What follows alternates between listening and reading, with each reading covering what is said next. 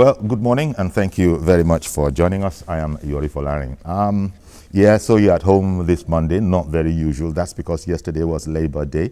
So we'll be continuing our theme where as you know, since last week, I beg your pardon, not last year, we've been talking about owning the change mantra, the change attitude. And quite frankly, we've been talking about institutions, but also people are very, very, very important. The president, in his message to Labour, had said that he was sure that there were good days ahead, better days ahead. He talked about his vision of a Nigeria where honest labor yields fruit and illicit wealth loses its allure. Well, everybody knows that nobody's going to be holding their breath just yet because it's such a humongous problem. But nevertheless, there seem to be rays, light at the end of the tunnel, perhaps. I'll find out with my guest this morning. I got Mr. Bafemi George, political scientist and politician. Thank you very much for coming on, Femi. My pleasure. Good morning. As always, thank you. And Mr. Yemi Makwadenu, strategy and governance consultant. Thank you very much, Yemi, for coming on. Good morning. Thank you for breaking into your holiday, your Monday morning it's holiday. Okay. It's okay. It's all in the service of humanity. Indeed it is. Very interesting perspective. Labour has its issues. Just about everything they say is the challenge we have with a lot of things that would lead to development are systemic. So we have heard that this is the fact, that this is the issue. Now, when the president spoke about his vision of a Nigeria where honest labor yields fruit and illicit wealth loses its allure, I guess that goes back to when honest labor yields sufficient fruit, and I guess that's one of the issues looking at the minimum wage in Nigeria. The minimum wage in Nigeria, as you know, it's not stuck in one place. But take, for example, Governor Shimole of Edo State. He bumped it up to 25, unasked apparently, and gave workers a present. He bumped it up to 25. That's coming from 18,000 in his Edo State. But I think Labour itself is asking for something in the 50s, 56,000. And a sectional body from NLC over in Oyo State has asked for 96,000. So what do you think, Yemi? Minimum wage, the part that it has to play in the president's vision of honest labor paying and illicit wealth not being all the rave? Well, first and foremost, let me say that statement by Mr. President was very profound because it is actually at the heart of one of the malaise, plaguing Nigeria, which is loss of positive values, exemplified by the humongous level of corruption that we find everywhere. And when you also recall that one of the tripod on which the president's campaign, was based was the issue of fighting corruption. And looking at the fact that quite a number of people have said that the approach to fighting corruption should not just be in the sense of prosecuting those who have committed, one form of act, or the other that borders on corruption, but also looking at preventive measures in terms of institutionalizing conduct, whereby the excuse, no reason really can justify corruption, but the excuse that laborers are meant to earn reasonable wage, but when that is not in place, they have no other option other than to look for other ways of meeting up. And so the president this time around addressing the issue of workers' welfare in terms of assuring labor that honest labor will be rewarded. Yes, and that he's committed to that vision. And that he is committed to it. I think it's very profound. And in fact, coming on the heels, like you alluded in your opening remarks, to the demand by labor for an increase in the in the minimum wage. I think that was quite timely. And that may actually also help the president in making Labour to perhaps wait a bit and watch what will happen in the next few weeks before they roll out, their plans to maybe call out workers or one form of protest or the other. So I think the president was very timely with that pronouncement, and coming on May Day, it's to be expected. Yes. Of course. And, Obafemi, when you look at the president's statement, that's what we want. But the bulk of the people, the real masses, they are the people that arguably fall within this minimum wage cadre. And the president is saying that, what he has said, that he's sure, he's committed to this vision that honest work shall pay. But even where people don't have any problems with money, all those people that are busy putting $150 million in each other's accounts, those ones don't have any money problem. Now, it's very, very hard in this society, in any society, I imagine, to now ask the labor, the real base of the tripod, without which there would be no tripod at all, to just manage, continue, endure. Things are going to get better, and you're asking them to be responsible with their conduct, but there's no such responsibility from much higher echelons of the society, arguably, beginning to approach the very, very peak of the tripod. So these are some of the perhaps contradictions that we shall have to resolve going along, and maybe have leaders, labor leaders, political leaders, all sorts of leaders, actually lead by example before you can get the masses to really buy into it. What do you think?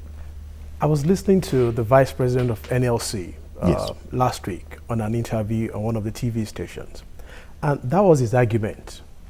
He was saying that, listen, you're telling us a state governor cannot pay salaries, and yet you can buy SUV for special assistant. So his argument was, yes, we know that, okay, the economy is not doing well. The income has gone down nationally. So it might be tough for government to increase the wages. But along the same line, you have senators spending XYZ on jeeps. Whatever the source that is good for the goose is also good for the gander. If out of this dire straight economy we find ourselves in, you can still be taking care of yourselves with luxury items, then you must look at the people that are doing the real work, which are the laborers. And for me, my own personal perspective to that is that, listen, you cannot tell me that I should swallow the bitter pill if you are not willing to lead by example. What I would expect from our senators, from our leaders, to say, you know what, let's toe the line of Mr. President. When he came in, they were going to approve 600 million to change all the cars in his fleet. And he said, no, the ones that I met on ground are still quite new. I can make do with them. The senators who should have come out to say, okay, you know what, instead of spending 35 million on SUV, we can buy a Peugeot of 10 million naira, 8 million naira. When you do things like that, you're sending a message to the people you are leading. Taking it as your version of a sacrifice that is needed. Exactly. So you're sending a strong message to them. So when you now tell them that, okay, we can't increase salaries right now, give us another year. Let's implement the budget for 2016. By next year, things will have straightened up. People will be willing to listen to you. Nigerians are not difficult people. We just want to see leaders that will lead us by example, not leaders that will tell us, do as I say and not do as I do, which I think that's where the conflict is, and which is why NSC feels that the only strength that they have is to go on strike. Then when they go on strike, they can twist the government to listen to them. And the president in his remarks had actually asked Yemi that Labour, please consider strategies that will bring industrial actions, strikes, and that kind of a thing to the barest minimum. The president, being a realist in a democratic environment, knows that, Labour is probably going to exert its right somewhere along the line, but let it not be, spuriously. So he's asking for reason. But this whole matter of reason, because I'm seeing a smile beginning to form on your lips as I'm talking about the president asking for reason. When you look at the opportunity cost of corruption, it looks like the Nigerian worker, as a matter of fact, and by extension, just about every Nigerian, it's actually hitting us harder than most of us would seem to realize, because labor development of the structures. When you look at the opportunity cost of, we can't develop our industries, we can't develop roads, the railway just about to start. So it has cost us a pretty penny. Now, how do you now transmit this to labor for them to understand, and you yourselves that are doing the transmission, show that we're all in this together and we're all ready to play our part? We are being asked to play our part. I don't know if everybody's on the same page on this.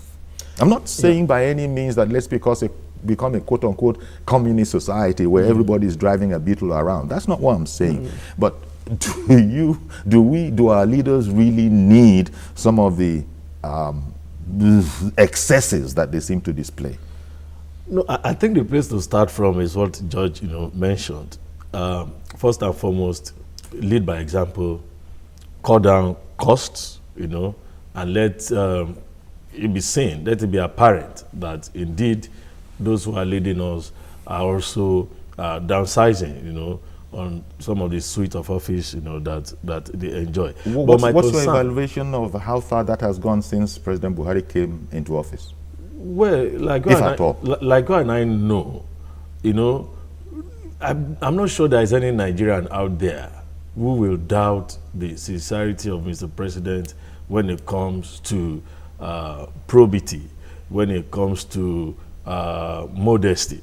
I'm not sure, because even as a former head of state, he was only taking 10% of what he was entitled to constitutionally. So you expect that, he has taken that, into Aso Rock. And of course, the immediate lieutenants also have followed suit. But that is just, one aspect of the whole matter. And I think the government is actually conscious of this, because if you recall a few weeks back, there was a ban on government officials, flying first class, for instance. And for anyone who knows what it costs, to fly first class on a 6-hour journey, that's a huge saving, if indeed, it's implemented. Because a huge chunk of our budget is actually voted for travels. And these travels are calculated on the cost of traveling, is calculated on the basis of people, directors, permanent secretaries, ministers flying first class. So when those are done, those steps are taken, I think Labour will be more assuaged, to actually want to wait for the El Dorado, that we're promising. But in addition to that, I think the sense of value orientation or value reorientation should also come into this. I have read and I have seen, and from people who are even supporters of Mr. President, that, oh, look, this fight against corruption, can we just step it down and face governance? Face the real business. Now, and I think that has very grave implications. Number one, there is no way you can do proper governance without making sure that, systems are not abused. Number two, when you try to make the government in power think that you don't appreciate the fight against corruption, the implication is that they may also do whatever they want now, believing that they will not be called, to question. And we cannot reprobate and approbate at the same time. I listened to a former governor on TV yesterday accusing the federal government of not living up to expectations, of giving excuses and so on. But when the presenter asked him a question, you are owing salaries in your state. Why have you not paid salaries in your state? He said his predecessors, left a very huge debt behind that meant that over R1 billion was deducted every month. So he is actually also putting the blame at the doorsteps of his predecessor. Whereas on the other hand, he is saying that the federal government should not, but they are not even complaining. What we are saying is this: if you have taken what does not belong to you, what is part of the Commonwealth, you need to return it. And I think Labour should also key into this. Yes. Labour should be very, very active in doing this, rather than just thinking that that is not important. All we want is improved welfare. You will not get improved welfare if people in government continue to engage in profligacy. And indeed, Obafemi, when you look at it, Labour itself might inadvertently, when I'm talking about Labour, not as the the union now, but the sheer force of men and women, in this country, you find that you begin to wonder all the instances of corruption. Let me take an example. Government has put out what the correct price of fuel is, yet you and I know that people way down there, in fact, go start from where they're loading. And because that's one of the things we're told, that look, one of the reasons why we can't go with that government price is that it's even it's higher than that from here. So they're now telling us, please go and buy at NMPCO. But if it's me here, we know how much we loaded. So it is people that are allowing this.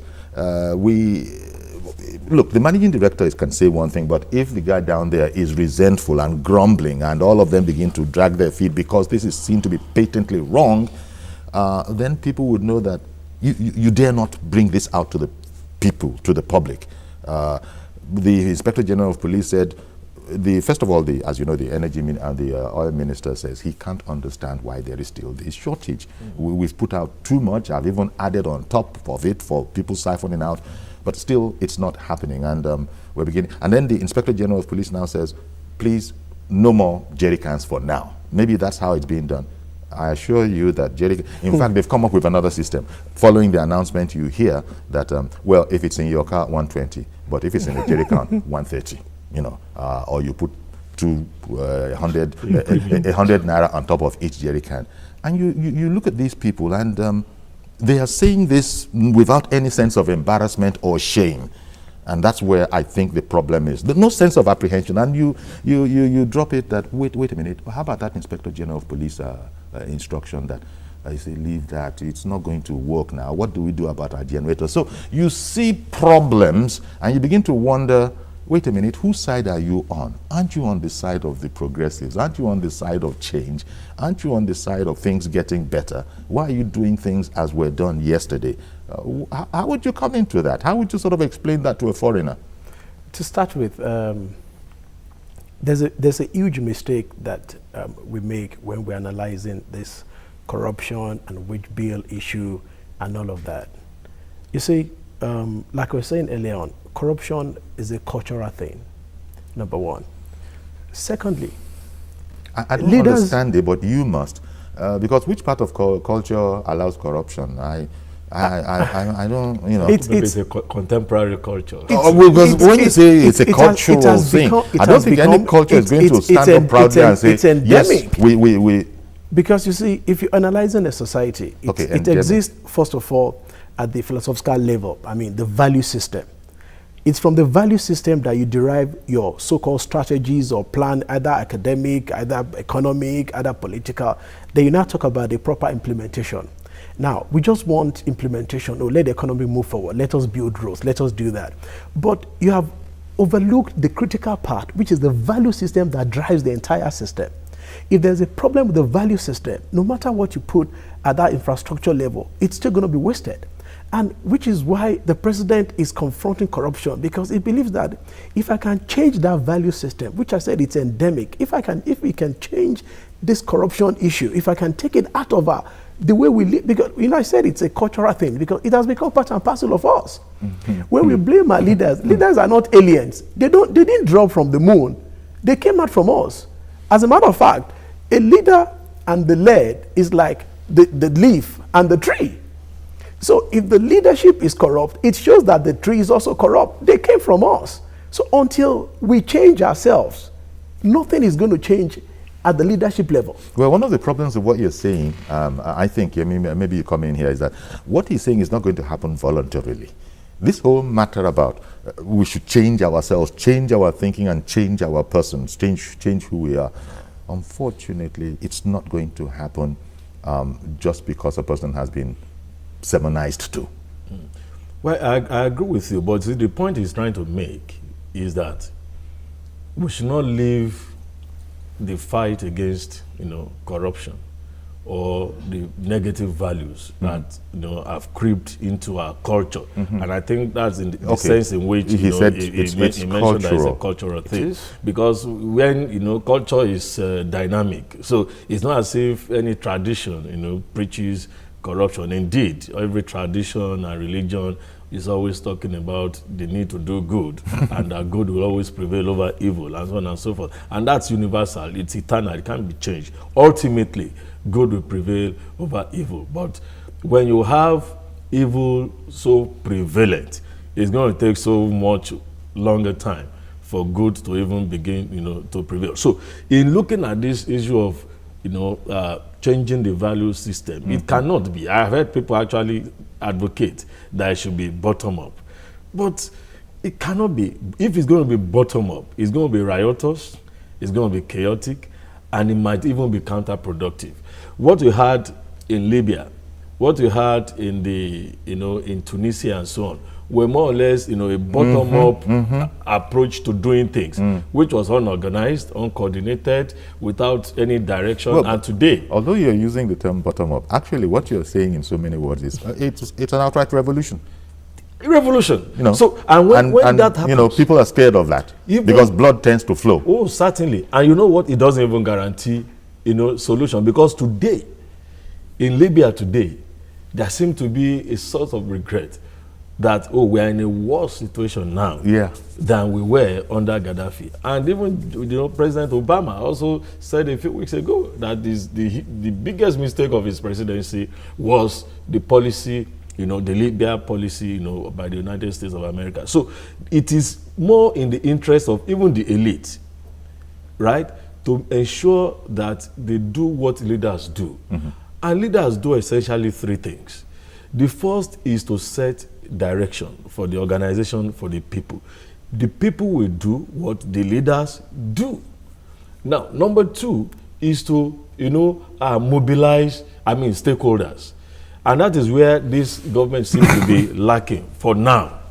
No, explain that a bit. How do you mean? You need to identify what are the stakeholders, in the Nigeria project.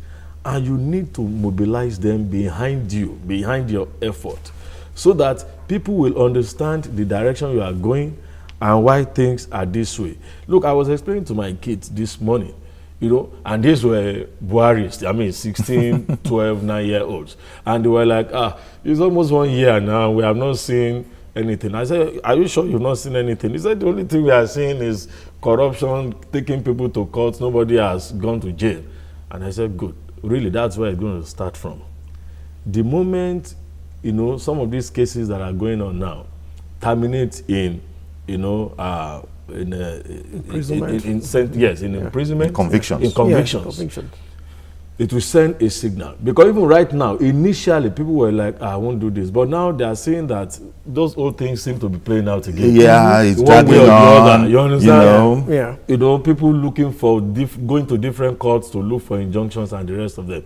But we're going to be patient, because if the government decides to, go all out, using all means fair and foul to get conviction, albeit, correctly, people will still talk about non-observance of the rule of law. And we're trying to create a new society here. And we're trying to create a new society. So the way to getting this, mess off our table is really to begin to do leadership by example, and then to mobilize stakeholders. In fact, I have, proffered, a solution, one of the solutions at one of our forums, that let us look beyond those of us who are in maybe over 40s now. Let's look at that child in the primary school. A lot of things are creeping into Nigeria today. Ethnicism, tribalism. Of course, back then, 50s, 60s, they were there. But they were clearly understood that, look, we are different, but we are together. But today, many people who are even in their 20s don't understand the history of Nigeria. They don't even know what precipitated the Civil War. It's an interesting point. And things like that. So no history is being done in school anymore. Moral instructions is not being done. And so there is no way we can get out of this. Buhari can only do his bit. But if we do not look at the systems that can sustain, this change over time, it's going to be back to ground zero. And education is a part of it, as you have indicated. Orientation, national orientation. And I like the point that Yemi raised, where let's go back a bit. Forget all the grown-ups now. Take a long-term approach. Look at 10, 12-year-olds and begin to see everything that you can do to instill a proper work ethic in those young ones. Not what adults now know or see or can do, that depending on where you land on the political divide, you can just be there for 2 years and you could buy a Rolls Royce. And that is the fact. And now there's nothing wrong with Rolls Royces, let it be said, but you get the point I'm making. Values went haywire. It did. People, I mean, look, 115, somebody said on Facebook, $115 million was a payoff to somebody, not naira, $1 million was a payoff to somebody. I'm still trying to wrap my head around it. There was a time when there was a concept that if you're a millionaire, a dollar millionaire, you're made for life. Excusing the enemies of your household, but you know what I mean. You're made for life. But those people are now, those values have plummeted. So maybe there's something in Yemi's idea of go back to the 10-year-olds. We continue. We're not giving up on everybody else. Continue, but the real value, the real result is going to be if we start with 10-year-olds who you can still catch and say. People don't steal, you know. People don't take more than is their due. People don't make $1 million overnight. Don't base your whole life on joining a group where you might get a signed paper and overnight, if it's oil or whatever it is, or allocation or whatever it is, you could become a millionaire overnight. Yeah, that happens, but don't base your life on it, which appears to be what is going on now. You know, I said earlier on that corruption has become a cultural thing. Now, if you're saying you want to change the system, that let's go back to the kids. My question is, who's going to mirror... I beg your pardon. I've been instructed to go on a break. But you see, when we get into these Nigerian issues, we forget ourselves. So stay with us, please. We'll go on a quick break and we'll be right back and include your calls.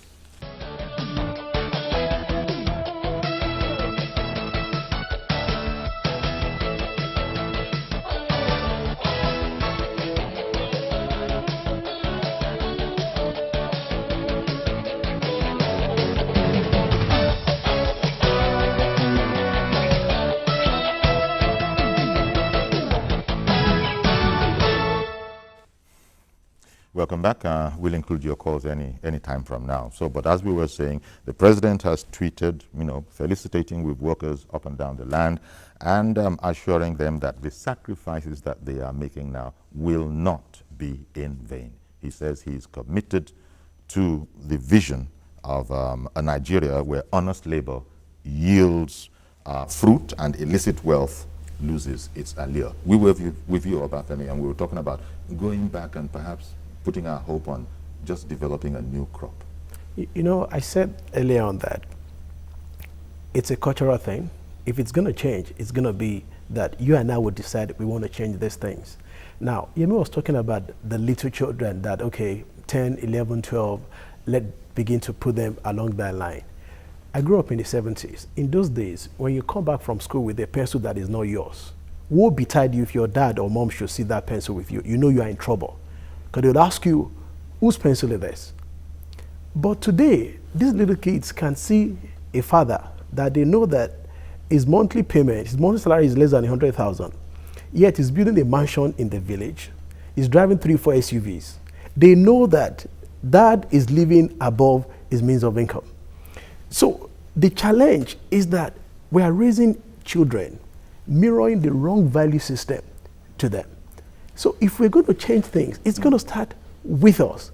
My child must see that daddy keeps to time. My child must know the kind of values I live by. That's how you begin to train the society, this new so-called generation. Secondly, my wife said jokingly that we are raising DSTV children these days. Why? In those days, you have an uncle or an auntie in the house that teaches you these moral values. But today, guess what? We're exposed to the Western society. The things we see on TV, we want to sag, we want to wear this, we want to buy that, all this bling, bling, bling, bling. Primitive accumulation of wealth. You know. And it is so much, beyond it's what so you much need. ingrained in us that you say a young child, you ask him, what do you want to be? He tells you, I want to buy a Range Rover. There's nothing in his mindset that is thinking about offering value to the society. There's nothing in his system that is telling that, okay, he wants to create a business or an idea that's going to add value to society. No, he just wants to buy a Range Rover. He wants to wear a Rolex wristwatch. And these are part of the labor force, quite frankly. And these are part of, it's just that and that's the future. And that's the future, and that is the kind of labor that he can contribute. You're going to the area of morals, values, which we've been talking about, orientation, and in that sense, we have our work cut out for us, because people talk about our industrial capacity. It is where it is. People like Dunlop, the world company Dunlop, I understand, had to move to Ghana. To Ghana, that's right. They just said, look, it's not working anymore here. Our textile mills, they've plummeted. I don't know, I think there is work now being done to resuscitate them. These are things that we used to have as our strong points, but corruption has cost us all of that. Corruption. A lack of development in those sectors. And what do we Nigerians do? The textile mills that have gone down, we're not going to stop wearing our Ankaras and all of that. We just look to Ghana, Akosombo, or we look to Ivory Coast, or wherever else it is coming from. You've just indicated that people will go as far away as to the Western world to just bring back that which they think they need. So there's a problem. We ourselves, our taste has become a problem. Oh, yes. Our taste has become a problem, so much so that the president was angry when he said that, come on guys, we import toothpicks for goodness sake. So it's like this toothpick is imported. Something happens to us. Something happens to us. Toothpick that could even improvise. We improvise for toothpicks. But yes, the boom, before toothpicks began to be polished and imported. So we just have a challenge. We have a challenge that this administration is addressing, but, well, there's a sense in which you can be a bit sorry for them. But rather than be sorry for them, isn't it that we should roll up our sleeves and join in this? I'm keen to it. But how can we? Because it's going to cost us. Right now, it is people at the base of the pyramid that are suffering, that the president is saying, hang on in there. It's not going to be in vain. But it's a snowball effect. People in the middle, they're cool. It's a snowball effect. You think? It's starting with the leader. Let me bring in somebody from home. Aliu is calling in from Niger State. Good morning, Aliu. Good morning, Mr. Yori. Thank you very much for calling. Thank you. Good morning, everyone. Good morning, Mr. Aliu. You see, Mr. Yori, I'm looking at this issue of labor from another different angle. We cannot shy away from the fact that governance does not stop from the bus stop of the people that we send there to represent us. It also affects us that we send them. And this labor union, they are part of us that send those people there. If this is true, we know the situation that is going on in Nigeria. We are living in an era of 18,000 minimum wage, where 33 states of 36 cannot be able to pay salaries. Most of them are borrowing to pay salaries. And we are asking the government now to increase the wage to 56. If we are saying this, and we are saying that we want so many of our children at home to be employed, we want them to get jobs, and we are saying that we want additional money again, what are we saying? Are we helping ourselves, or are we just doing this for ego? What are we doing? If we are supposed to help the government to achieve the right thing, we need to sit down and reason what are the ways that we need to make Nigeria better. Labour should waste their time seeing that those very states that cannot be able to afford 18,000 naira minimum wage have achieved it, and they should force them to pay 18,000 naira. I can challenge any labour union that they should tell us how many states in Nigeria pay 18,000 naira minimum wage apart from the federal government. How many? So we should be able to be realistic here. What are we fighting for? We should be able to understand this. If we cannot do this, it means that we are defeating ourselves. This is not achievable. It's simple. Mr. President should not lie. He should be able to tell us in Nigerians the truth. If 18,000 naira and we cannot do it, then what are we doing? Is the labour helping the government? Please, good morning. Thank you very much, Aliu. In a sense, justifiably angry. How can it be said that we can't pay 18,000, inadequate as that is, but we haven't even achieved that one yet? it begs the question, how serious are we really? Oh, no, how sincere are we? Not serious. We're serious, but how sincere? I think that's the real question, sincerity. How sincere is government? How sincere is labor? Is labor playing to the gallery? Is government sincere in saying that, you cannot afford 18,000 naira monthly minimum wage? Those are the issues. And so the responsibility really lies squarely on the shoulders of government. And that is why I didn't go to that,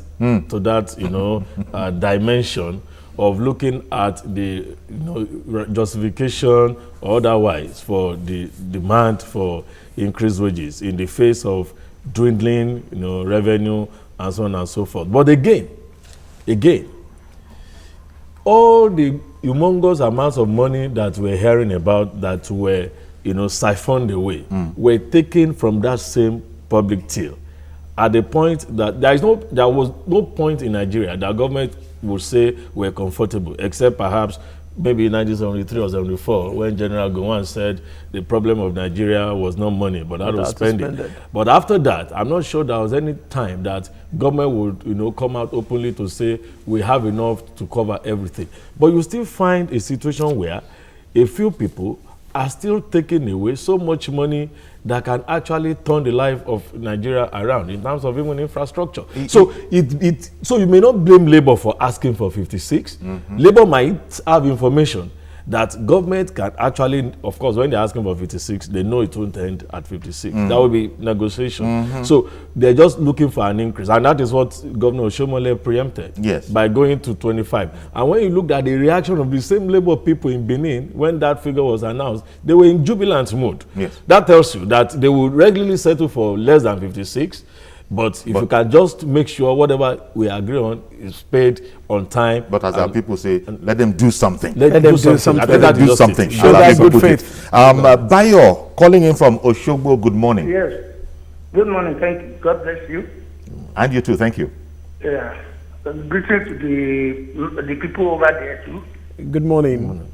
Good morning. Well, I want to contribute my little quota. Yes. I can hear both sides. You are doing well. The labor, you are inside of the labor and the government. But what I want to suggest is tell Nigerian people, look at the minimum wage of 18,000.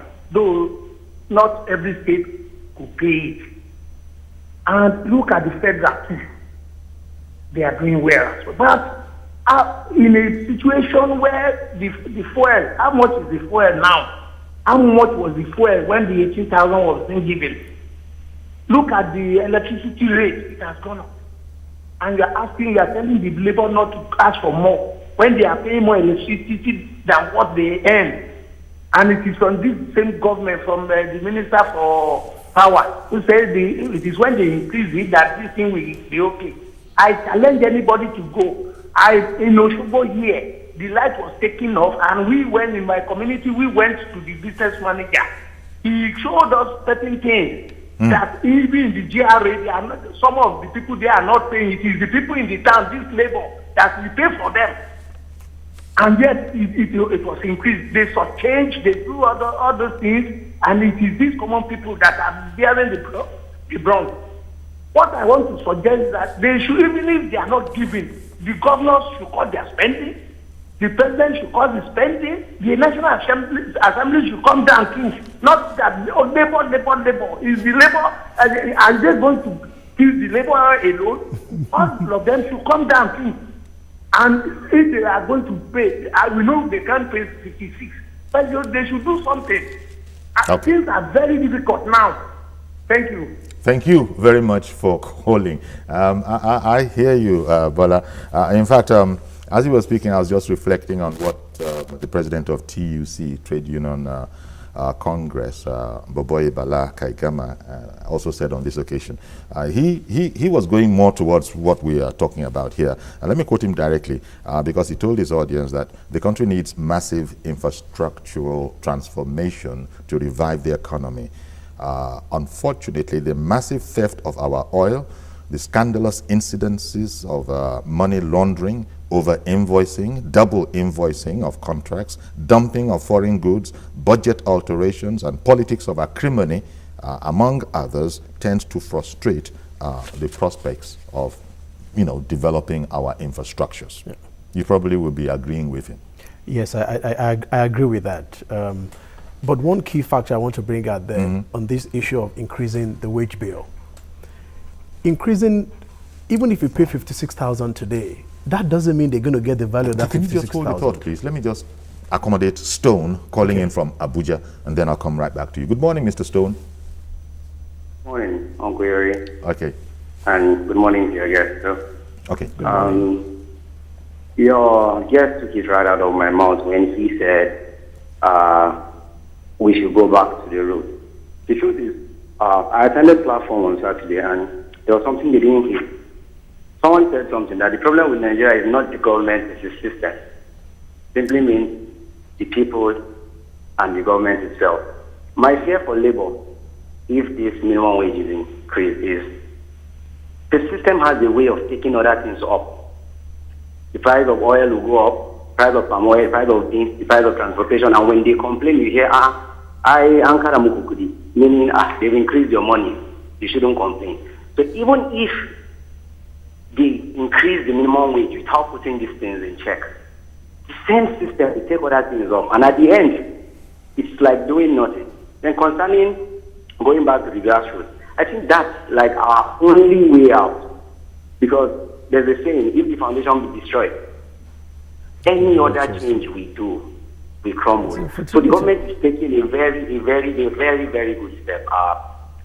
But concerning minimum wage, they can increase it, but when it's increased without any measure to check, well, we are still going around the same circle. Thank you very much. God bless you guys. Thank you very much, Stone. Yeah, to come back to you. Yes. The foundation, okay, went back to, when we're talking about go back to the kids and see if we can get something from them. Because this foundation is no good. This one we're using. No, it's this not. Foundation that was, I think, developed from the oil era. The minimum wage today is 18,000 naira. Now, when it was increased to 18,000 about 6 years ago, that 18,000 could fetch you like $120 US. Today, the same 18,000 cannot buy more than $40, number one.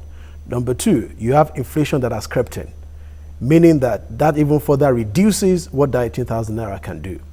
So if labor comes down and say... Yeah, but you're not going to be spending your labor, your minimum wage, 18,000 naira in the US, where dollar is the exchange commodity currency. Yeah, you're going to be spending it here, where naira. But we have an import-laden economy.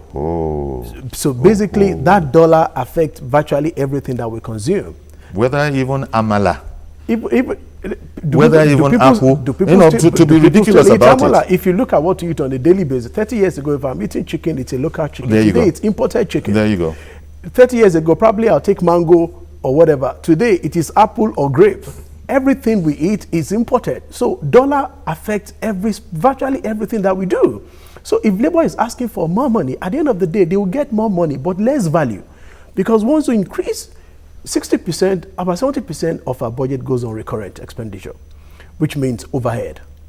So if you increase what you're paying them and it goes back into the system, that is inflation. So therefore, that reduces the value of whatever they're going to pay them. 25,000 naira that Oshomole is paying today, it can't be compared to 18,000 5 years ago. So they should allow the president. I'm not sure the timing of this is wrong. That's my opinion. Give this government at least 1 full year of budget implementation. So let's see how the economy can be revamped. Minister for Power Works and Housing told us that 293 billion is going to be put on roads. Lagos, Ibadan roads, Jeba, Ilori, Mokwa road. Let's even give this government a chance. Let's see how they want to revamp the economy. Labor should settle for a stronger naira, a better economy than increase in wage, which eventually turns to a lower wage increase at the end of the day. It's not in their favor. You know, I mean, what do you think about that particular? Because you see, whereas I can understand it with smattering of economic sense, knowledge, to the worker who actually is the recipient of this 18,000 naira, it doesn't make very much sense to him. He wants more naira in his pocket. Yes, because I mean, he will even argue that increase in minimum wage is not mutually dependent on development of infrastructure, that they can actually go pari passu, and that the resources to do all is there. But that's why I say you can't begrudge labor.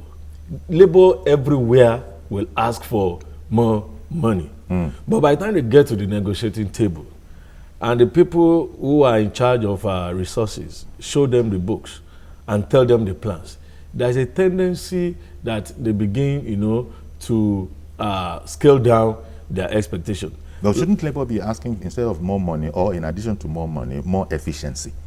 More efficiency and even higher productivity. That's it. By the labor. That's it. Because there was a time when it was called Minister of Labor and Productivity. Yes. Because it's the issue of productivity is also there. And again, I also think that some of these politicians also put us where we are today by continuously loading the bureaucracy with redundant, manpower. Okay. Manpower not required. One moment, please. I beg your pardon. Prince Wise from Amuwo Odofin has been waiting for a few minutes. Good morning, Prince Wise. Good morning to you, Opriori. Thank you very much for Good calling. morning to this guest in the studio. Good morning. Yeah, 56,000 per month by fraction of the NLC. No, that's NLC, Gogo. That's NLC. The faction is 96,000. So we have two body then fighting for neighbor. They must put their house in order first before they can talk of increment. Why am I saying this? If this present NSC, Nigeria Labour Congress, they have the love for this country in their heart, they should not talk of increment right now. Number one, they should fight for this country today in refundation of our naira. And that is it. That's number one. Number two, how do they care for their followers? Because they only talk for increment. It's this road traffic worker, are they not part of their member? If we have any driver today, we say today I pay about 5,000 for Agbero. The other we say I pay about 2,000 for Agbero. And this tell on the commuter, which is their worker, that is supposed to charge 15 naira, they will say it's 200 naira. And when they say why? They say, don't know, I pay this every bus stop, I pay to somebody whose the money is not going to government purse. All these things is supposed to fight for this. Now, you are talking about agreement. If they do this money tomorrow, I'm telling you, it will worthless.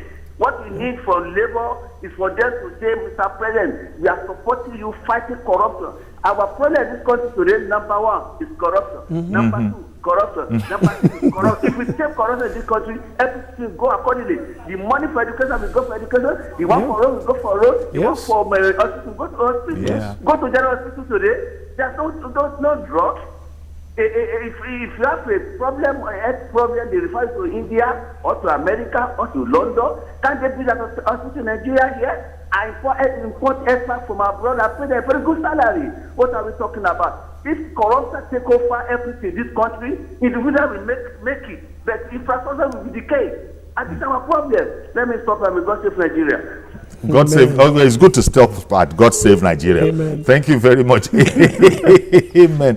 It's just what Prince Wise just did was to illustrate the scope of the problem again. But nevertheless, President Buhari and his team are taking it on, because in the light of all of that, which they must know well, quite well, the president is still saying he's committed to this vision that he and his teammates have of a better tomorrow, and that it's tough now, but it's not going to be tough forever. Now, this is what leaders have to say. But as you were saying, Yemi, and you also know, this is a man that is respected. He's a man of his word.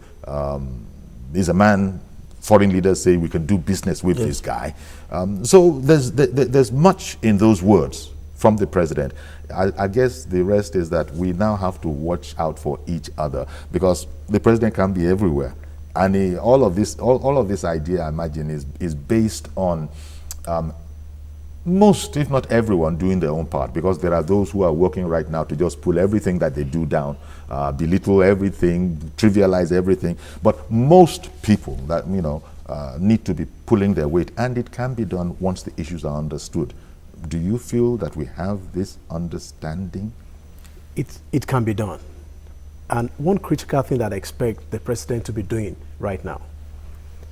You see, when you're taking a nation from where we are to a new territory, engagement is more important than achievement. I love the town hall meeting that you hosted last week, but I would have loved to see the president in town hall meetings. Not the minister, not even the vice president.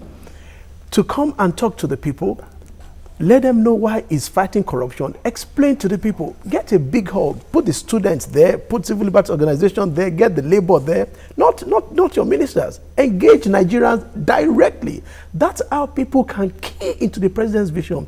Right now, yes, change is a mantra. That was what we voted for. But it's not engaging us. There's a wide gap right now between last year and now, between the president and the people that is leading. You know, we have a complex country. Damned if you do, damned if you don't. You know, I read commentary that some people said, these ministers, don't they have work to do? Can't they get on with it and let their permanent secretaries or whoever, directors, come and do this other one? There's much work to be done. So you see, and here you are saying that these ministers are not even enough. It's the president that should have come. Yes. Okay, let me quickly bring in Abba. Good morning, Mr. Abba, calling in from Adeni Jones. Good morning, I'm Biori. Good morning, sir. I regard your colleague here. See, Mr. Yori, these people, some people they collect that 70 million per month, and somebody where they ask for 18,000, they never give that 18,000. This is very, very bad. Let the president do something about it. Let these people, then deserve their money. They own it, maybe they deserve it. They own their money. Let them give them that is something thousand where they ask for. So I think that state they collect that something million. House of Senate and rape, and this is another thing they ask for 50-something thousand. They said no money. What is happening now? Let's tell Nigeria the truth. All right then. Thank you very, very much. I hear what you're saying. There's far too much to be said, and we don't have the time within which to say it. We actually are being hustled out of the studio now. But I want to thank you for the perspectives that you have brought to bear on this whole issue. That's going to be our program for today. But thank you very much, Mr. Yemi Makwadero and Mr. Bafemi George. I'll be back tomorrow, God willing, for a fresh edition of the program. I'm Yori Folani. Bye-bye for now.